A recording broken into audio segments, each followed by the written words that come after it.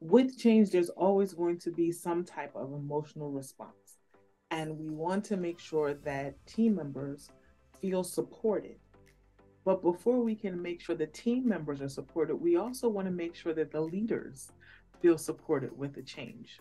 Because most times they're looked upon to be change agents, change advocates, change champions. And if they are still having a hard time processing change, it is very hard to support their direct reports during the initiatives. So there are typically five responses that happen to change. There's this feeling of loss, there's this feeling of denial, there's this feeling of confusion. Sometimes there's even a feeling of anger.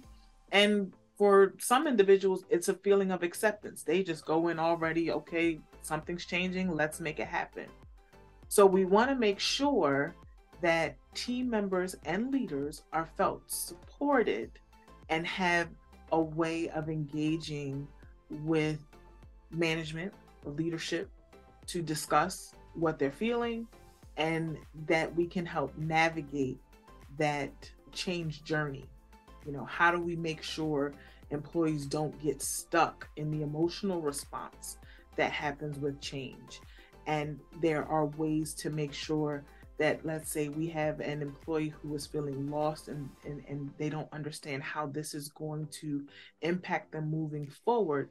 A leader can take the time out to identify what their current role is and kind of what the future expectation will be, and what their role may look like if there's a slight differentiation going forward, and how to kind of help them move from the current to the future and see the connections. The big thing with helping someone who is feeling lost or confused is to help them see the connections of how what they currently do and what they're going to do in the future is going to correlate. So that is going to be very important, and making sure that there is conversation around this, not to bombard them with daily check-ins or anything like that, but just making sure that there's availability and consistency with a cadence of touch points, so that they know that they're supported if they have questions, kind of proactively engaging for questions.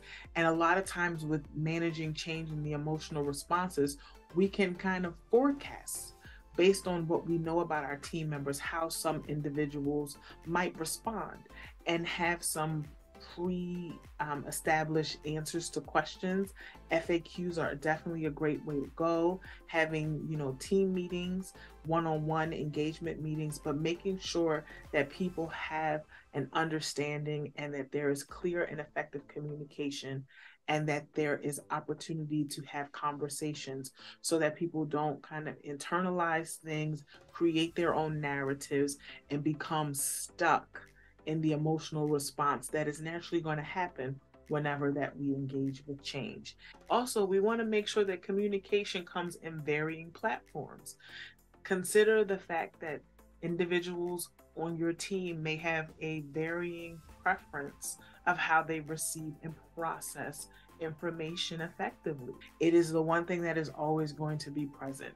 Change will forever be in our workplaces and even in our personal lives. So we want to make sure that we take the time to manage effectively and give guidance and support to one another as we navigate through change management.